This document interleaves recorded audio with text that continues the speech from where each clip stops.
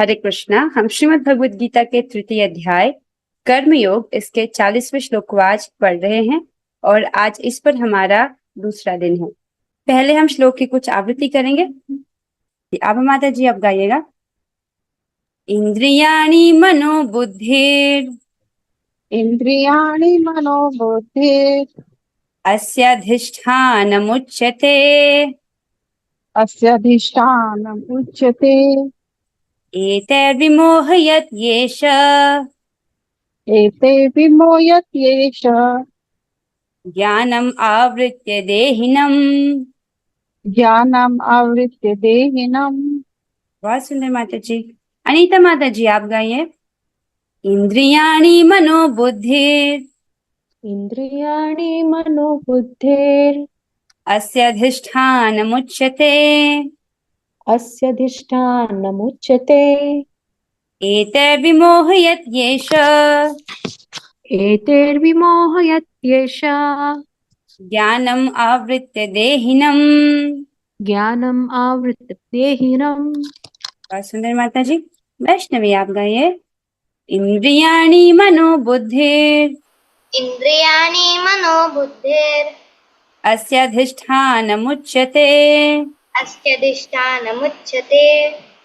एतैर्विमोहयत् येष एते विमोहयत् येष ज्ञानम् आवृत्य देहिनम्। ज्ञानम् आवृत्य देहिनम्। बहुत सुंदर वैष्णवी। हम आगे बढ़ते हैं। बहुत सुंदर श्लोक है और थोड़ा सा लंबी व्याख्या है। भगवान इस श्लोक में क्या कह रहे हैं एक बार हम भावार्थ पढ़ेंगे। भगवान कह रहे हैं इंद्रियां, मन तथा बुद्धि इस काम के निवास स्थान हैं।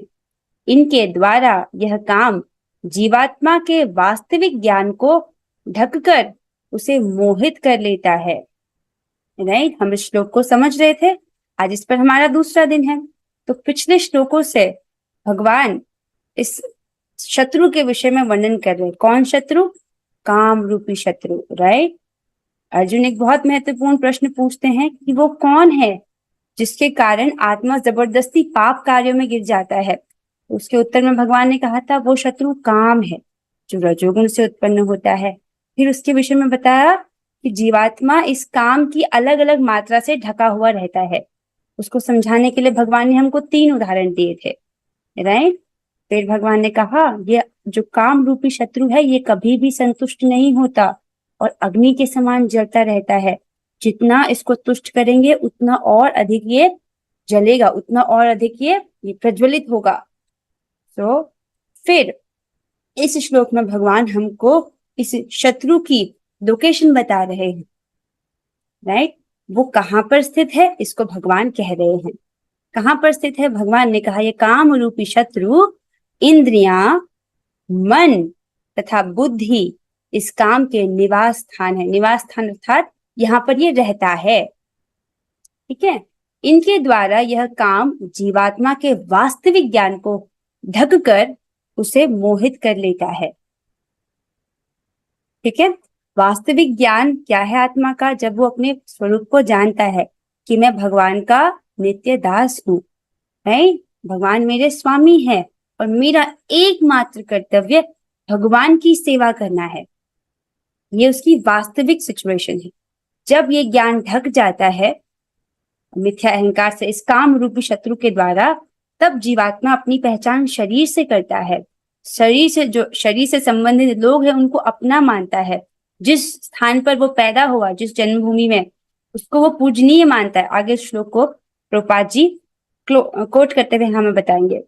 मिथ्या अहंकार में व्यक्ति क्या सोचता है? जस्ट सी दैट जो मनुष्य इस त्रिधातु निर्मित शरीर को आत्मस्वरूप जान बैठता है, जो देह के विकारों को स्वजन समझता है, शरीर से संबंधित लोगों को अपना मानता है और जन्मभूमि को पूज्य मानता है और तीर्थ स्थलों की यात्रा दिव्य ज्ञान वाले पुरुषों से भेंट करने के लिए नहीं अपितु स्नान करने के लिए जाता है।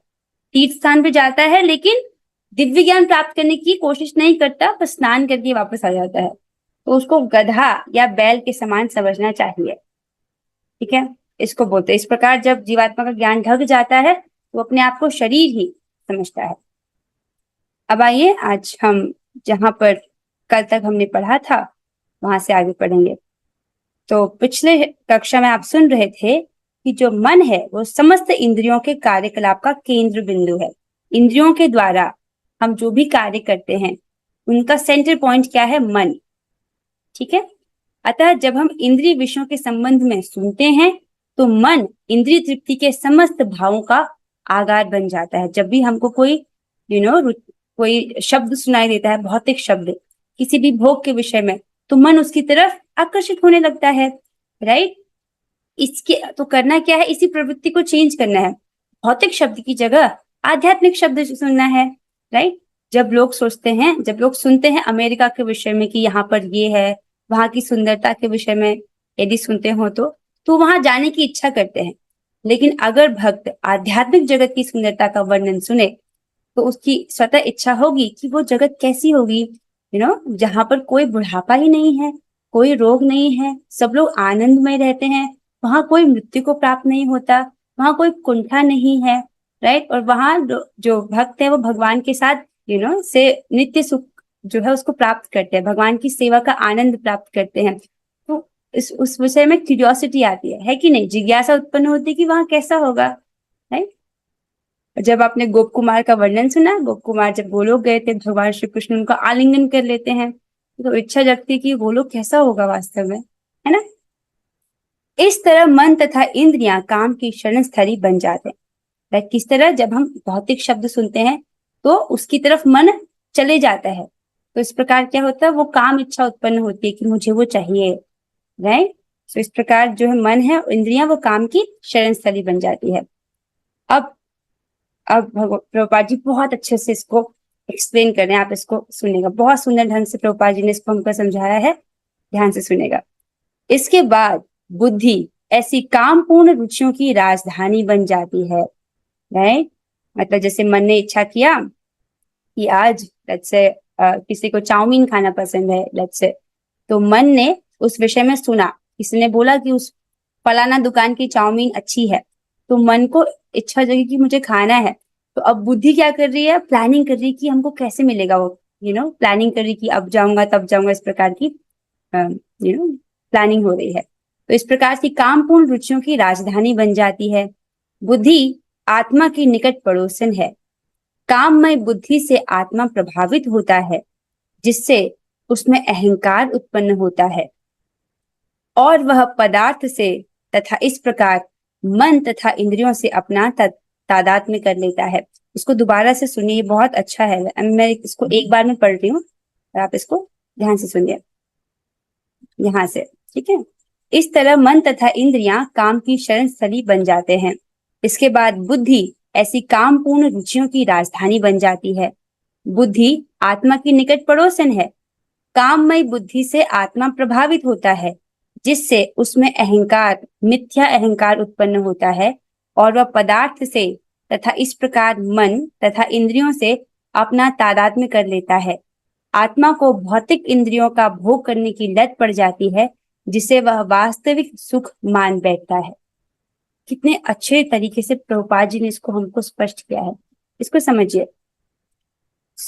इस प्रकार से जब काम वासनाओं का केंद्र बन जाता है, शरण स्थली बन जाती है मन और इंद्रियां, राइट, तो बुद्धि प्लानिंग करने लगती कि किस प्रकार से मुझे वो पर्टिकुलर भोग है वो प्राप्त हो। राइट। अब जो बुद्धि है जब वो भोग की प्लानिंग कर रही है तो वो रजोगुण में ही स्थित है।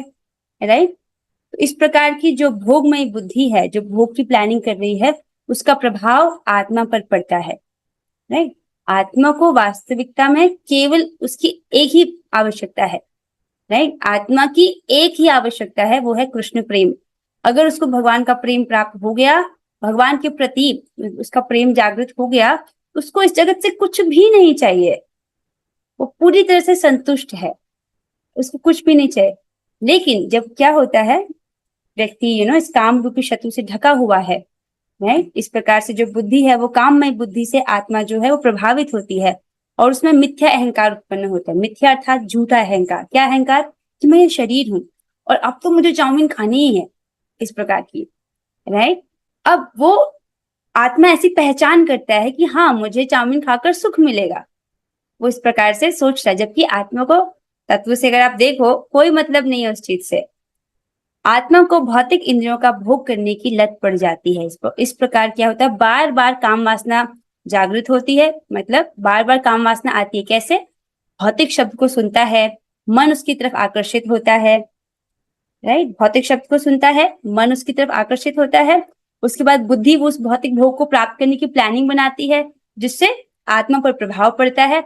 और आत्मा अपने आप को मिथ्या अहंकार वो समझता है कि मैं शरीर हूं, और सोचता है कि उस भोग को प्राप्त करके मुझे सुख मिलेगा, वरना सुख नहीं मिलेगा।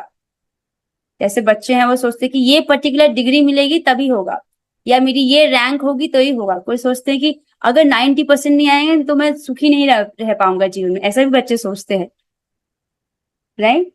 सो इस प्रकार से जो है आत्मा उसको भोग करने की लत लग जाती है, और जिसे वे वास्तविक सुख मान बैठता है। वास्तविक सुख है नहीं, उसको बस वो मान रहा है।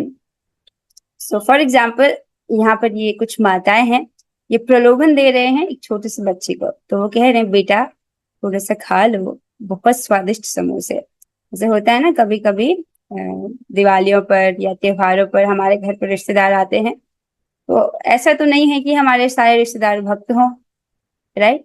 तो वो लेकर भी आते हैं और कहते हैं, बेटा खा लो, थोड़ा सा खा लो। तो हमको क्या करना चाहिए? खा लेना चाहिए। क्या जा रहे हैं ना, वो लोग बुरा मान जाएंगे अगर नहीं खाएंगे तो। हाँ, उनकी खुशी के लिए हम पाप खा लें, राइट? नहीं, बिल्कुल नहीं। तो उनको आपको पूछना चाहिए, क्या ये भगवान को अर्पित है? अर्पित है तो खा सकते हैं, नहीं अर्पित है तो क्षमा कीजिए, हम नहीं खा सकते, मैं केवल प्रसाद खाती हूँ, राइट। इस प्रकार से भक्तों को अपनी बाउंड्रीज में ना बहुत दृढ़ रहना चाहिए, राइट। सामने वाले को पता होना चाहिए कि नहीं, आप वहां से नहीं हिलने वाले। तो फिर वो लोग फिर आपके साथ जिद करना बंद कर देंगे। शुरुआत में तो होता है ऐसा, जो रिश्तेदार हैं या आपके घर वाले भी हैं, वो बार बार आपको चेक करते रहते हैं, टेस्ट करते रहते हैं। लेकिन जब एक दिन उनको पता चल जाता है कि आप नहीं ले रहे तो नहीं ही ले रहे हो, फिर वो आपको परेशान करना बंद कर देते हैं। आगे चलते हैं। फिर इसी श्रृंखला में आपने इसको समझा था, शरीर रूपी रथ, राइट। कि ये जो शरीर है ये एक रथ के समान है, राइट। ये हमको दिया गया है, इसका एक लक्ष्य है। जैसे हम लोग कार खरीदते हैं, तो वो कार केवल पॉलिश करने के लिए नहीं रखी जाती, उसका कुछ उद्देश्य है, उस उद्देश्य से हम उस कार को लेकर आते हैं, राइट। तो ये जो शरीर हमको दिया गया है, इसका भी एक हमको एक उद्देश्य है, आत्मा का एक उद्देश्य है, जिसकी पूर्ति के लिए ये शरीर दिया गया है, राइट। वो क्या उद्देश्य है? कृष्ण प्रेम को प्राप्त करना, राइट। क्या उद्देश्य है? मनुष्य जीवन का चरम लक्ष्य ये है कि भगवान श्री कृष्ण के प्रति प्रेम को विकसित करना, ठीक है। अब वो तो तब करेगा ना जब वो आत्म साक्षात्कार वाले कार्य करे, जप करे, प्रसाद खाए, भगवान की कथा श्रवण करे, राइट। उधर एनर्जी इन्वेस्ट करे, उधर समय इन्वेस्ट करे। लेकिन अगर वो इंद्रियों से डिस्ट्रैक्ट हो गया, तब वो कथा कैसे सुनेगा? जैसे बहुत सारे बच्चे क्लास में आए हैं, जो लोग नहीं आ पाए, क्यों? शायद कुछ और अधिक इंपॉर्टेंट होगा, भगवत गीता से भी अधिक, राइट। मतलब दे गॉट डिस्ट्रैक्टेड किसी भी कारण से। जो अगर सेंसेस हमको डिस्ट्रैक्ट कर लेंगे, तो जो हमारा मेन लक्ष्य है हम उसको प्राप्त नहीं कर पाएंगे। इसी श्रृंखला में आपने पिछली क्लास में सुना था कि हमको कान से शास्त्र श्रवण करना चाहिए, ताकि बुद्धि शास्त्र द्वारा पोषित, विवेक से बुद्धि जो है वो पोषित हो। आगे चलते हैं। अब प्रश्न बनता है कि मन को वश में कैसे करें, राइट। आप समझ रहे हो इसको? बुद्धि के विषय में हमने सुना, ये जो मन है इसको वश में कैसे करते हैं, बहुत सुंदर तरीके से इसको समझाया गया है। Let's hear that. समस्त इंद्रियों का मूल केंद्रीय नियंत्रक मन है। सारे इंद्रियों को कौन कंट्रोल करता है? मन। ओके, इसको आप सबको बहुत ध्यान से सुनना है। तो सारे इंद्रियों का, राइट, यहाँ पर इंद्रियां मतलब कर्मेंद्रियां और ज्ञानेंद्रियां, ठीक है। उनका कंट्रोलर कौन है? मन है। अतएव सर्वप्रथम मन को कृष्ण भावनामृत में लगाकर मन पर नियंत्रण पाने का अभ्यास करना होगा। तो कैसे करना है? मन को कृष्ण भावनामृत में लगाना है, ठीक है। अब आगे चलते हैं।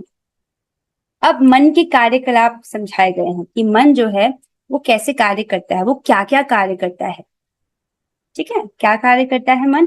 दो प्रकार के कार्यकलाप हैं उसके, स्थूल कार्यकलाप और सूक्ष्म कार्यकलाप।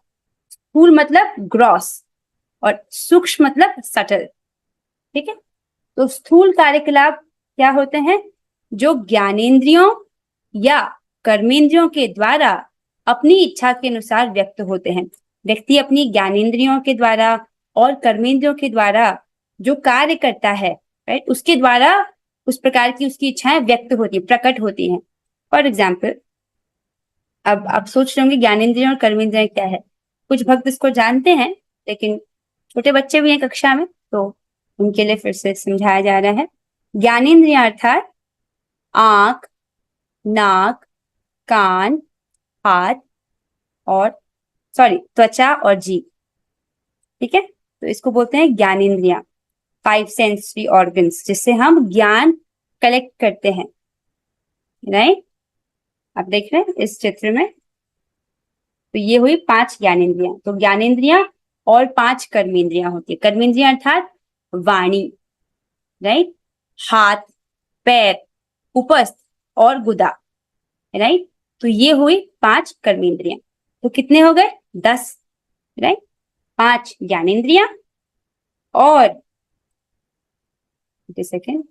5 कर्मेंद्रियां। ठीक है, कमिंग हियर, तो मन के स्थूल कार्यकलाप हैं वो कैसे संपादित होते हैं? ज्ञानेंद्रियों या कर्मेंद्रियों के द्वारा अपनी इच्छा के अनुसार व्यक्त होते हैं। ये क्या है? मन के ग्रॉस एक्टिविटीज, स्थूल कार्यकलाप। ठीक है, अब मन के सटल एक्टिविटीज यानी सूक्ष्म कार्यकलाप क्या होते हैं, उसको सुनिए। वो होता है सोचना, अनुभव करना और इच्छा करना। ठीक है, थिंकिंग, फीलिंग और विलिंग। ओके, ये 3 क्या है? सूक्ष्म कार्यकलाप हैं मन के। बात समझ आ रही है? मन के कार्यकलाप आपको समझ आ रहे हैं दोनों प्रकार के? हाँ, अगली बात यह है कि जो मनुष्य की चेतना के अनुसार संपन्न किए जाते हैं, और यही है मेन बात जो आपको समझनी है कि ये जो भी कार्य हैं मन के, राइट, ये मनुष्य की चेतना के अनुसार संपन्न किए जाते हैं। और ये केवल सूक्ष्म ही नहीं, ये सारे जितने भी कार्यकलाप होते हैं जो व्यक्ति इंद्रियों से करते हुए दिखता है, या जो वो सोचता है, या जो अनुभव करता है, या जो इच्छा करता है, उन सब का आधार क्या है? उस मनुष्य की चेतना। उसकी जैसी चेतना होगी, उसकी ज्ञानेंद्रियां और कर्मेंद्रियां उसी अनुसार कार्य करेगा वो, राइट, उसी प्रकार सोचेगा, उसी प्रकार अनुभव करेगा, उसी प्रकार इच्छा करेगा। ठीक है, आप समझ रहे हो? ये सब सोचना, अनुभव करना, इच्छा करना जो मनुष्य की चेतना के अनुसार संपन्न किए जाते हैं। यहाँ पर चेतना मतलब चित्त, उसका चित्त कैसा है इसको आगे समझिए।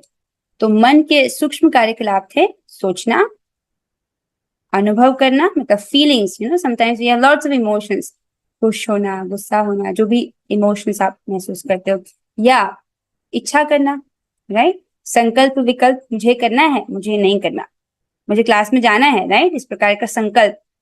तो ये सब मन करता है।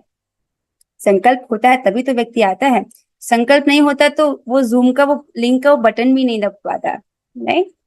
सो अब आगे बढ़ते हैं। हाँ, ये है महत्वपूर्ण बात जिसको समझना है। मनुष्य अपनी चेतना के अनुसार कार्य करता है, उसकी जैसा उसका चित्त है उस अनुसार, राइट। कलुषित चेतना, यहाँ पर स्केल दर्शाया गया है, और शुद्ध चेतना। कलुषित चेतना जितना अधिक कलुषित होगा उतना वो भगवान से विमुख होगा, भगवान से उल्टी दिशा में चल रहा है वो। जैसे असुर लोग भगवान जानते हैं कि भगवान है, लेकिन भगवान के हिसाब से नहीं चलते, राइट। लेकिन शुद्ध चेतना अर्थात वो भगवान की ओर उन्मुख होते हैं, भगवान की तरफ आकर्षित होते हैं, राइट। इसको हमने ब्रह्मा जी से भी सुना था। भागवत में, श्रीमद् भागवत में ब्रह्मा जी कहते हैं धर्म की सर्वोच्च सिद्धि क्या है? भगवान श्री हरि के प्रति रति होना, भगवान के प्रति आकर्षण होना, उनकी कथा के प्रति आकर्षित होना, राइट। सो इसको वो कहते हैं कि धर्म की सर्वोच्च सिद्धि है। तो जितना अधिक चित्त शुद्ध होता है उतना उतना व्यक्ति भगवान की तरफ आकर्षित होता है, राइट। तो मनुष्य जीवन का ये प्रोजेक्ट है हमारा कि हमको अपनी चेतना को शुद्ध करना है। जितना अधिक चेतना दूषित है, उतना उस व्यक्ति को इस जगत में और कष्ट भोगना पड़ता है, और जितना चेतना शुद्ध होती है उतना उतना उसको उच्चतर सुख का अनुभव होता है। राइट? देखिए, ऐसा हो सकता है इस जगत में व्यक्ति बहुत अमीर है, सब सुख सुविधाएं हैं, पर क्या वो सुखी है? There is a question mark on it. ये सुख सुविधाएं जो भी है, ये हमको सुविधा प्रोवाइड कर सकती है, लेकिन सुख इनसे नहीं आता। राइट? देखा, अमीर लोग भी होते हैं लेकिन उनका हृदय जलता है, उनके रिश्तों में कुछ अनबनी सी रहती है। सुख कहाँ से आता है? भगवान की भक्ति से आता है। जब हम भगवान को सेंटर में रखते हैं, अपनी सारे क्रिया भगवान के लिए करते हैं, तब सुख भी आता है, समृद्धि भी आती है, शांति भी आती है। समझ आ रहा है? मनुष्य जीवन का प्रोजेक्ट क्या है? अपनी चेतना को शुद्ध करना। राइट? हमने इसको पिछली कक्षा में पढ़ा था। जो पेड़ होते हैं उनमें भौतिक वासना इतनी अधिक होती है, इसलिए उनको ऐसी योनि प्राप्त है जो एकदम जड़ है, एकदम जो चेतना शून्य। राइट? हमने इसको पढ़ा था। उनको चेतना बहुत कम दी गई है, उनको उनके चित्त को देख करके। तो ये योनियां किस हिसाब से मिलती है? व्यक्ति के चित्त को देख करके, उसका जैसा चित्त हुआ है, जिस जिस जिस भाव में उसने शरीर का त्याग किया है, और जैसी चेतना उसने जीवन भर विकसित की है, उसको अगला शरीर वैसा ही मिलता है। आगे चलते हैं। इतना बात समझ आ रही कि मनुष्य अपनी चेतना के अनुसार कार्य करता है। जिस व्यक्ति का बहुत कलुषित चेतना है, उसको वैसी चीजें करनी पसंद है, उसको गीता कक्षा में आने में कोई रुचि नहीं है। वो व्यक्ति यूट्यूब पे कुछ और स्क्रॉल करेगा, पर गीता कक्षा में नहीं आएगा। समझ रहे हो ना? उसकी चेतना भी इतनी डल है कि उसको दिव्य ज्ञान की कोई महत्वता उसके जीवन में नहीं है। लेकिन शुद्ध चेतना वाला व्यक्ति इसको समझता है कि ये बहुत महत्वपूर्ण है। आगे चलते हैं। मन तथा इंद्रियों के कार्यों को रोक पाना संभव नहीं है। राइट? ध्यान से सुनो। मन तथा इंद्रियों के कार्यों को रोक पाना संभव नहीं है। जैसे एक नदी है, बहुत ही तेज बहाव से वो बह रही है, कोई सोचे कि मैं इस पानी को रोक दूं किसी प्रकार से, तो ऐसा संभव नहीं है। क्या करना होता है? उसको डेविएट करना होता है, उस नदी को दूसरी दिशा की तरफ मोड़ना होता है। ये सही तरीका है। तो बहुत सारे योगी हैं जो रोकने का प्रयास करते हैं, लेकिन जो ये वेगवान इंद्रियां हैं उनको गिरा देती हैं। हमने एक उदाहरण सुना है विश्वामित्र जी का। राइट? 60,000 साल तक तपस्या किया, लेकिन उसके बाद उनका पतन हो जाता है। राइट? तो वो यही प्रयास कर रहे थे, इंद्रियों को बलपूर्वक रोकने का। मन तथा इंद्रियों के कार्यों को रोक पाना संभव नहीं है, किंतु चेतना में परिवर्तन लाकर इन कार्यों को शुद्ध बनाया जा सकता है। हरी बोल! This is such a brilliant thing, अगर आप इसको समझ पाओ तो। राइट? ये हमको प्रामाणिक रूप से पूर्ण ज्ञान दिया जा रहा है, जिसके द्वारा हम ऐसा कर पाए। ये गुरु परंपरा की कृपा है, भगवान की कृपा है कि एकदम प्रामाणिक ज्ञान हमको दिया जा रहा है। Isn't it? क्या समझाया जा रहा है? देखो, चेतना में परिवर्तन लाकर इन कार्यों को शुद्ध बनाया जा सकता है। तो फोकस ये नहीं है कि जबरदस्ती इंद्रियों को रोक के रखा जाए। फोकस कहाँ है? कि चेतना शुद्ध हो जाए। राइट? जिस व्यक्ति की जैसी चेतना है, उसकी उसी प्रकार की इच्छाएं होंगी, वो उन्हीं इच्छाओं को पूरी करने के लिए भागेगा, उसी प्रकार की उसकी इंद्रियां उन कार्यों में बिजी होंगी। राइट? लेकिन जैसे जैसे व्यक्ति की जो चित्त है वो शुद्ध होता जाएगा, अब उसको उस प्रकार की इच्छाएं होंगी और उनके पीछे वो भागेगा। अब समझ रहे हो? तो सटल पॉइंट क्या है कि चेतना शुद्ध करनी है। राइट? किंतु चेतना में परिवर्तन लाकर इन कार्यों को शुद्ध बनाया जा सकता है। समझना इसको। जितना जितना चेतना शुद्ध होगी, उस वक्त भी मन कार्य करेगा, उस वक्त भी इंद्रियां कार्य करेंगी, और शुद्ध चेतना अर्थात अब उसके जो जितने भी कार्य हैं वो अनुकूल होंगे। राइट? भक्ति के अनुकूल होंगे, उसके लिए अनुकूल होंगे। तो अब आपके मन में प्रश्न आ रहा होगा कि हाँ, ये जो आपने ये तो समझ आ रहा है कि मनुष्य जीवन का प्रोजेक्ट है कि चेतना को शुद्ध करना है, तो अब इसको कैसे करें? राइट? तो भगवत गीता में हमने इस विधि का वर्णन पहले ही सुना है, अध्याय 2 में। ठीक है? उसी को यहाँ पर हम समझ रहे हैं। तो चेतना के मार्जन की विधि की किस प्रकार से ये जो स्केल है हम इसमें ऊपर बढ़ सकते हैं, किस प्रकार से जो चित्त है वो शुद्ध हो सकता है, उसकी विधि यहाँ पर बताई जा रही है। We still have time, we can do this. So अब आप इसको सुनिए। पहला है कृष्ण के दिव्य कार्यकलापों से मन को कृष्ण में स्थिर रखना। मतलब भगवान श्री कृष्ण के दिव्य कार्यकलापों का श्रवण करके सुनते हुए मन को कृष्ण में स्थिर रखना। जब हम कृष्ण के बारे में सुनते, अभी आप किन की बात सुन रहे हो? भगवान की बात सुन रहे हो, राइट? तो ये लेटर किसका लेटर पढ़ा जा रहा है? भगवान का लेटर पढ़ा जा रहा है। तो हम भगवान के संपर्क में हैं, इजंट इट? तो भगवान के दिव्य कार्यकलापों के विषय में सुनना है ताकि हमारा मन उनके विषय में, उन पर स्थिर रहे, राइट? कोई भौतिक वस्तु पर नहीं, भगवान पर स्थिर रहे। ओके। दूसरा, कृष्ण के मंदिर की सफाई करना। देखो, अपनी इंद्रियों से भगवान की सेवा करना, कृष्ण के मंदिर जाना, राइट? पैरों से भगवान के मंदिर जा सकते हैं। भगवान श्री कृष्ण के दिव्य स्वरूप का दर्शन करना, राइट? यहाँ पर बहुत सिंपल बोला जा रहा है कि जो भक्त मंगल आरती में जाते हैं, मंगला आरती में जाते हैं, तो दिस इज वेरी नाइस। जिनके घर पे है, जिनके घर में ही है, वो आप घर में ही सेवा करिए। भगवान तो अर्चा विग्रह के रूप में साक्षात हैं। भगवान को प्रणाम करना, राइट? ये बताया जाता है कि जो भगवान को प्रणाम करते हैं उनका शरीर चिन्मय हो जाता है। भगवान को प्रणाम करना चाहिए। देखिए ना, हम हमारे घर में इस प्रकार सिखाया जाता है ना कि हमको अपने बड़े बुजुर्गों का आशीर्वाद देना चाहिए। तो जब आप जाते हो किसी वरिष्ठ व्यक्ति के पास, आप झुकते हो, आप उनको प्रणाम करते हो, वो स्वतः ही वो प्रसन्न होते हैं और वो आपको आशीर्वाद देते हैं। हुआ है ये सब? जब हम जाते हैं तो ये स्वभाव है, जब आप किसी बड़े व्यक्ति को प्रणाम करते हो, प्रसन्न होते हैं और प्रसन्न होकर आशीर्वाद देते हैं। इवन जब महाभारत का युद्ध हो रहा था, युधिष्ठिर महाराज क्या करते हैं? सबसे पहले, शुरू होने से पहले वो भीष्म पितामह, द्रोणाचार्य आदि से उनको प्रणाम करते हैं और उनसे आशीर्वाद लेते हैं। और भीष्म पितामह उनको सीधे उनको प्रसन्न होकर बोलते हैं विजयी भव, राइट? ये शिष्टाचार है ये। तो जब हम अपने से बड़ों को प्रणाम करते हैं, वो स्वभावतः ही हमको आशीर्वाद देते हैं। तो वो तो हम भगवान को प्रणाम कर सकते हैं और उनसे आशीर्वाद प्राप्त कर सकते हैं। और भगवान सर्वसमर्थ हैं, उनके आशीर्वाद में पूर्ण शक्ति है, वो हमारे जीवन को पूरी तरह परिवर्तित कर सकता है। आप समझ रहे हैं इस बात को? Yes, yes. तो भगवान को प्रणाम करना और कृष्ण को अर्पित भोजन अर्थात प्रसाद को ग्रहण करना।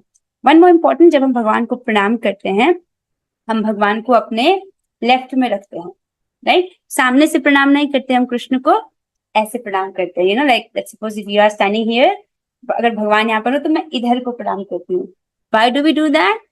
क्योंकि भगवान को हम अपने हृदय के पास रखना चाहते हैं, सर को बीच में नहीं लेके आना चाहते। तो हम लेफ्ट में प्रणाम करते हैं। Hope this is getting clear. Okay, किसी को कंफ्यूजन है तो आप पूछ सकते हो। अच्छा, अगला है कृष्ण को अर्पित भोजन अर्थात प्रसाद ग्रहण करना। ये तो बहुत महत्वपूर्ण है, one of the most important thing कि हमको प्रसाद खाना है।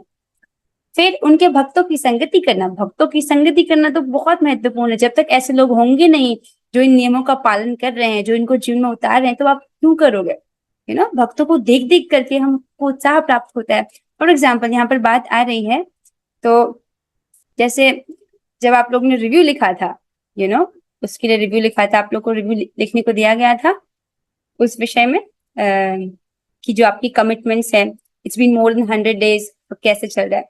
तो बहुत सारे भक्तों ने ये बताया कि उनको जो सुबह ब्रह्म मुहूर्त में जब पूरा करने वाले नियम में थोड़ी परेशानी हो रही है। जब करते हैं लेकिन ब्रह्म मुहूर्त में करने में दिक्कत हो रही है, राइट? तो माता जी, मैंने अनुभव किया कि इस पे तो मुझे भी परेशानी हो रही है, राइट? आप अकेले नहीं हो, इस प्रकार से माता जी मुझसे पूछ रहे थे। तो मैंने सोचा ऐसे कौन लोग हैं जो ब्रह्म मुहूर्त में कर लेते हैं। तो मैंने ग्रुप में देखा, ऐसे बहुत सारे भक्त हैं जो before hitting 6 o'clock in the morning उनका 16 माला हो जाता है। और वो भी तो हमारी तरह ह्यूमंस ही है ना, राइट? तो कैसे होता है? मैंने माता जी से पूछा। This is like our fortune, ये भाग्य है कि ऐसे भक्त भी हैं हमारे बीच में जो ब्रह्म मुहूर्त में अपना 16 माला पूरा कर लेते। मैं उनमें से नहीं हूँ, लेट मी बी ऑनेस्ट, लेकिन ऐसे भक्त हैं। तो फिर मैंने उनसे पूछा कि आप ऐसा कैसे करते हो? उन्होंने कहा कि सबसे पहले तो वो लोग जल्दी सोते हैं, isn't it? The common sense, जल्दी सोते हैं 9:30 and 10, that's maximum, तब तक वो सो जाते हैं। और फिर वो सुबह बहुत जल्दी उठते हैं। एंड देन उन्होंने ये भी बताया कि वो डिनर जो है वो 6 बजे तक खा लेते हैं। उन्होंने मुझसे कहा 5 बजे तक आप खा लो, that's it, don't eat after that. Okay, तो मेरे डिनर में भी कोई दिक्कत नहीं, मैं खाती नहीं हूँ रात को। दिस इज 2 थिंग्स जो हमको ध्यान रखना। और उन्होंने ये कहा कि अगर ये नहीं हो सकता तो तुम ये सोचो कि जीना बर्बाद है। क्यों? क्योंकि अगर आप ब्रह्म मुहूर्त में जप नहीं कर रहे हो, जो मेन जो प्राइम टाइम है, तब आपका शांति से जब जब हो सकता है, उसको छोड़ करके द बेस्ट टाइम को छोड़ करके आप सेकंड बेस्ट टाइम को चूज कर रहे हो। उन्होंने मुझे ऐसे बताया, लाइक, तो आई एम रियली उनकी बातें अभी तक मेरे मन में चल रही हैं। सो आई एम जस्ट टेलिंग, जब भक्तों का एसोसिएशन होगा, ऐसे भक्तों का संग होगा, तब आप करना चाहते हो, इजंट इट? भले अभी आप नहीं कर पा रहे हो, but you want to do it. Someday में भी हम उनकी तरह कर पाएंगे, है ना? सो प्रेरणा मिलती है ऐसे भक्तों से। कमिंग बैक हियर, तो हम कहाँ पर थे? भगवान के भक्तों की संगति करना, फिर भगवान को अर्पित किए गए तुलसी दल को सूंघना, वेरी इंपॉर्टेंट, भगवान को तुलसी अर्पित करना। फिर after you offer it, what do you do that? आप उसको प्रसादी में लेते हो, बांटते हो, व्हाट यू गेट उसको आप सूंघते हो। इवन यू कैन, आप उसे खा भी सकते हो, उसे खा सकते हैं, उसे ग्रहण कर लेते हैं भक्त। फिर भगवान के कार्यों में संलग्न होना, व्हाट डज दैट मीन? जो भगवान की इच्छा है उसकी पूर्ति हेतु अपना सहयोग देना। जैसे भगवान की क्या इच्छा है कि पृथ्वी के नगर नगर ग्राम ग्राम में भगवान के नाम का प्रचार हो। भगवान चाहते कि हर कोई उनके नाम का नाम को जपे। वाई? बिकॉज हरिनाम रस्सी है जिसके द्वारा भगवान सबको बचाना चाहते हैं इस अंधकूप से, राइट, इस भौतिक संसार से। और भक्तों के प्रति द्वेष करने वालों पर क्रुद्ध होना, दिस इज इंटरेस्टिंग। जो लोग, वैसे तो क्रोध करना बुरा है, लेकिन अगर भगवान के प्रति या भगवान के भक्तों के प्रति कोई उनकी निंदा कर रहा है, उस अवस्था में हमको क्रोध करना चाहिए। उस अवस्था में हम क्रोध नहीं करते हैं तो वो गलत है। फॉर एग्जाम्पल, द्रौपदी माता का जब अपमान हो रहा था, उस वक्त लोगों को बोलना चाहिए था, गुस्सा होना चाहिए था, लेकिन उस सभा में उपस्थित जो अच्छे लोग थे उन्होंने अपनी जीभ तक नहीं हिलाई। इस कारण से महाभारत में उनको भी अपने प्राण गंवाने पड़े। मैं भीष्म पितामह, द्रोणाचार्य आदि की बात कर रही हूँ, राइट? तो ये ध्यान रखना है।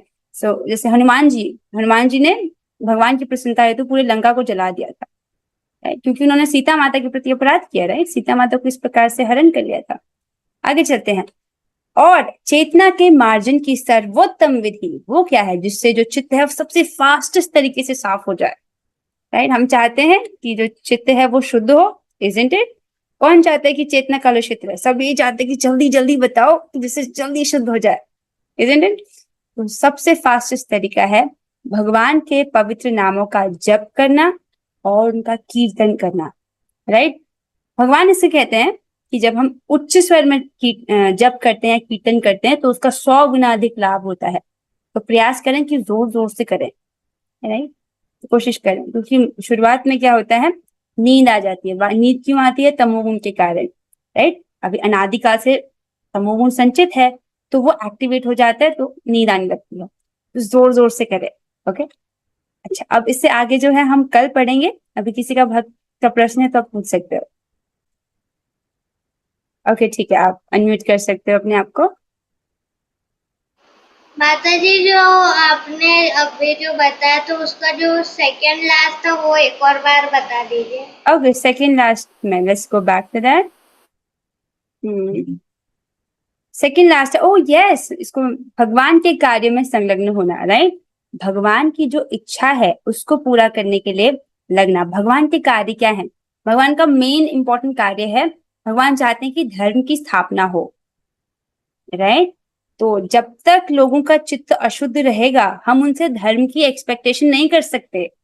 अगर चेतना अशुद्ध है लोगों की, तब वो ही कार्य करेंगे जो कार्य नहीं करने चाहिए, राइट? तो सारे लोगों का जब चित्त शुद्ध होगा तो पूरे समाज में शांति होगी, है कि नहीं? जो इनका चित्त शुद्ध होता है वो लड़ाई झगड़े नहीं करते, वो शांत रहते हैं, वो खुद भी भक्ति करते हैं, दूसरों को भी भक्ति करने देते हैं। जिनका चित्त अशुद्ध होता है वो लोग ही सारे दंगे फसाद करते हैं, राइट? तो भगवान चाहते कि सबको ये हरिनाम मिले, this is the fastest way of cleaning the चित्त, राइट? चित्त की सफाई की सबसे फास्ट तरीका है ये हरिनाम। तो भगवान चाहते हैं कि सबको ये हरिनाम जो है मिले, इस पूरी पृथ्वी में सबको मिले, राइट? ताकि ये सारी जीवात्माओं को भगवान का प्रेम प्राप्त हो, जिसके लिए ये अनादि काल से यहाँ भटक रहे हैं। भगवान वो देना चाहते हैं, दैट्स उनकी ये इच्छा है। दूसरा, हम भगवान के कार्य अर्थात जहाँ भगवान का मंदिर बन रहा है उधर सहयोग कर सकते हैं, या भगवान का प्रचार कार्य हो रहा है उधर सहयोग कर सकते हैं। तो मंदिर, मैंने देखा कि वृंदावन में चंद्रोदय मंदिर बन रहा है, they want to make the tallest temple, right. और सोचिए एक ऐसा मंदिर होगा जिसमें जो दुनिया का सबसे लंबा है, इस ऐसे क्यों करना चाहते हैं? ताकि लोगों को वृंदावन याद रहे। आपको पता है, अगर व्यक्ति केवल एक बार वृंदावन का स्मरण करता है तो भारत भूमि में 33,000 साल तक जो पुण्य कर सकता है व्यक्ति, उतना एक क्षण में उसको प्राप्त हो जाते हैं, केवल वृंदावन के स्मरण मात्र से। क्यों? क्योंकि भगवान और भगवान का धाम अभिन्न है, राइट। तो इस प्रकार से ये योजना है ताकि लोगों को पुण्य प्राप्त हो, सुकृति प्राप्त हो सके तो उधर सहयोग करना चाहिए। भगवान के जो कार्य हैं, राइट, प्रचार कार्य में, या ये इस प्रकार से मंदिर बन रहे उधर सहयोग देना चाहिए, गायों की सेवा करनी चाहिए, इस प्रकार के जो भगवान के कार्य हैं, राइट, उधर हमको अपने आप को लगाना चाहिए। Okay, I think this is clear ना। अब इसके साथ हम आज की कक्षा को यहाँ पर विराम देते हैं। और कोई प्रश्न है तो आप पूछ सकते हो। Is there any other question? ठीक है, सो अब हम 3 बार हरे कृष्ण महामंत्र करेंगे। हम सब साथ में करेंगे। Let's just do it together. चलिए साथ में करते हैं।